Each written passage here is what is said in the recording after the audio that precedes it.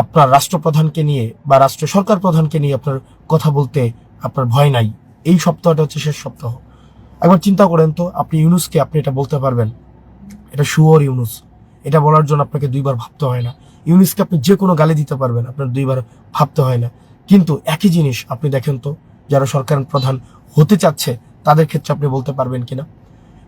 সম্ভবত এই সপ্তাহটাই আপনার শেষ সপ্তাহ, যেই সপ্তাহে আপনি যে কোনো কমেন্ট, যে কোনো আমাদেরকে গালাগালি করতে পারছেন, আমাদেরকে বন্যার টাকা নিয়ে হচ্ছে প্রশ্ন তুলতে পারছেন, অথচ যেই টাকার হিসাব গত 1.5 বছর আগে দেওয়া হয়েছে, ইউটিউবে সার্চ করলেই পাওয়া যায়।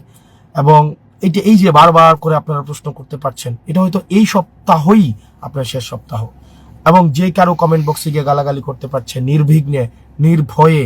এবং আমাদেরকে যে আপনারা যেভাবে প্রশ্নের মধ্য দিয়ে জর্জরিত করেছেন আমাদেরকে, এই একটা পক্ষকে এই প্রশ্ন করাটা মনে হয় এই সপ্তাহই আপনাদের শেষ সপ্তাহ। কারণ এই সপ্তাহের পরে আপনারা আমাদেরকে প্রশ্ন করতে পারবেন, গালাগালিতে যারা করে তাদেরকে প্রশ্ন, আমাদেরকে গালাগালি করতে পারবেন। কিন্তু ভেবে দেখেন, যারা হচ্ছে আপনি সবাইকে প্রশ্ন করতে পারবেন কিনা, সবাইকে গালাগালি করতে পারবেন কিনা, এই জিনিসটা একটু ভেবে দেখেন।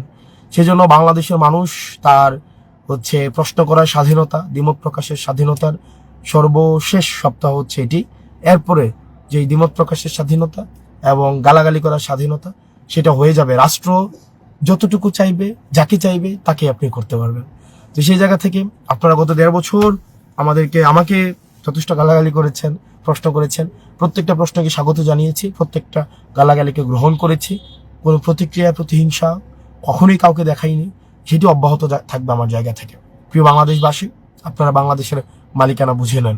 একটা ইনসাফের রাষ্ট্র আপনারা তৈরি করুন, একটা বৈষম্যহীন বাংলাদেশ আপনারা তৈরি করুন। এই প্রজন্মের দায়ভার আপনাদের উপরে, দায়িত্ব আপনাদের উপরে।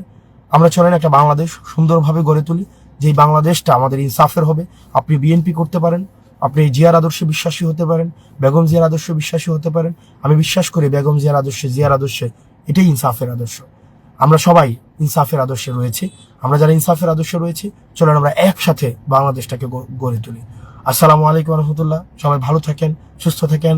একটা সুন্দর বাংলাদেশ আমাদের দেখা হবে। আসসালামু আলাইকুম।